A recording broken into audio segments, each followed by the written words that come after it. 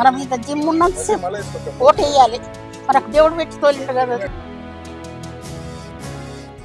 మనం డబిల్పూర్ పోలింగ్ స్టేషన్లో ఉన్నాం. ఇక్కడ ఒకసారి చూస్తే పోలింగ్ కేంద్రం వద్ద దాదాపు 85 సంవత్సరాల పైగా ఉన్న అదరగొట్టే కారం రంగు రుచి ఆచి కారం పొడి. పెద్దవాడు వచ్చి ఓటు వేయడానికి వచ్చింది. ఆవిడ ఓటు హక్కును వినియోగించుకోవడానికి వచ్చింది. పోలింగ్ కేంద్రం దగ్గరికి రావాలంటేనే ఈరోజు చాలా మంది బద్దకిస్తుంటారు. అలాంటిది మీ పేరమ్మా? కౌశల్య గారు. ఏమా అంటే ఓటు ప్రతిసారి ఓటు హక్కు వినియోగించుకుంటారా? ఏమో ఎన్ని సంవత్సరాల నుంచి ఓటు హక్కు వినియోగించుకుంటారు?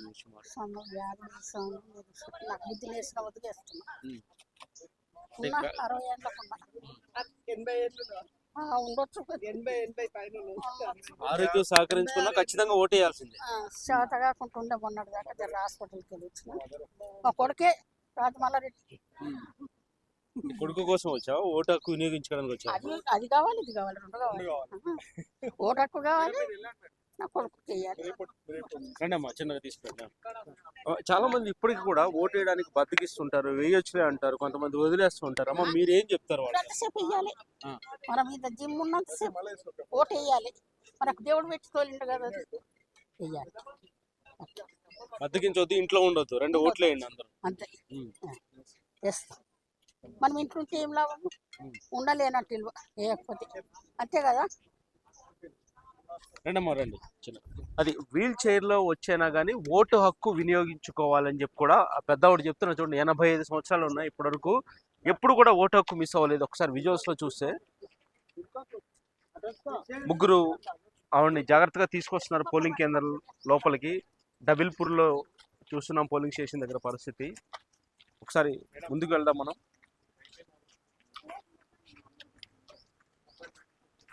చాలామంది ఇప్పటికీ ఉదయం నుంచి ఆశించిన స్థాయిలో పోలింగ్ శాతం లేదు.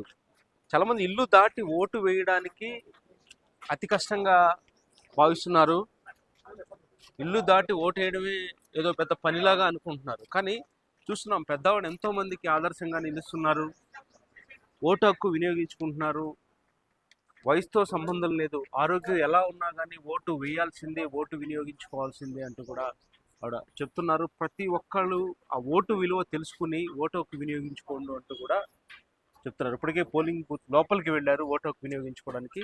ఒకసారి మనం చూద్దాం. ఇక్కడ డబిల్పూర్లో పోలింగ్ స్టేషన్ దగ్గర పరిస్థితి చూస్తే ఇప్పటికీ పెద్దగా క్యూ లైన్ లేవు. ఇంకా నెమ్మదిగా వస్తున్నారు పోలింగ్ స్టేషన్స్ దగ్గరకు. కొన్ని చోట్ల అయితే ఇప్పటికే గతంలో అంటే ఉదయంతో పోలిస్తే ఇప్పుడు కాస్త పెరుగుతోంది పోలింగ్ పర్సంటేజ్. ఒక్కసారి పోలింగ్ కేంద్రం దగ్గర పరిస్థితి మనం చూడొచ్చు.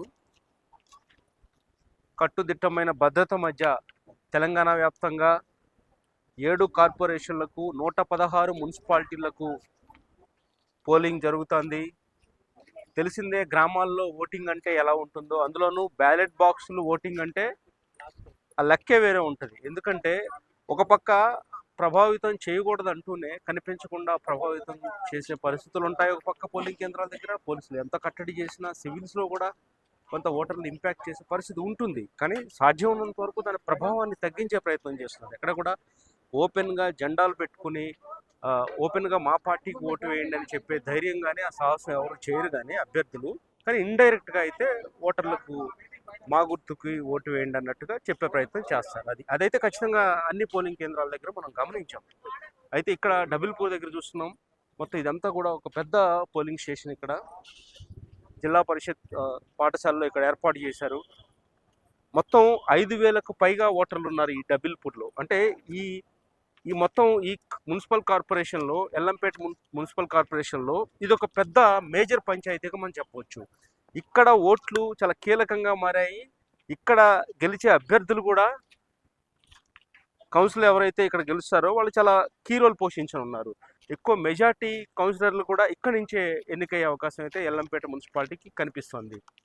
ఇలా అనేక మంది తమ ఓటు హక్కును వినియోగించుకోవడంలో కూడా ఏమాత్రం నిర్లక్ష్యం చేయకూడదని చెప్పి ఆదర్శంగా భావించేలాగా పెద్దవాళ్ళ మాటలోనే మనం విన్నాము.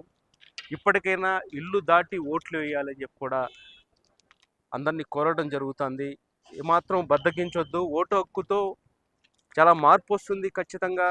ఓటు ఏదో వేయకపోతే ఏం నష్టం వస్తుందని ఎవరు అనుకోవద్దని చెప్పి కూడా చెప్పడం జరుగుతుంది. ఇలా మొత్తానికి తెలంగాణ వ్యాప్తంగా దాదాపు 52 లక్షల మంది ఓటర్లు ఈరోజు తమ ఓటు హక్కుని వినియోగించుకోనున్నారు.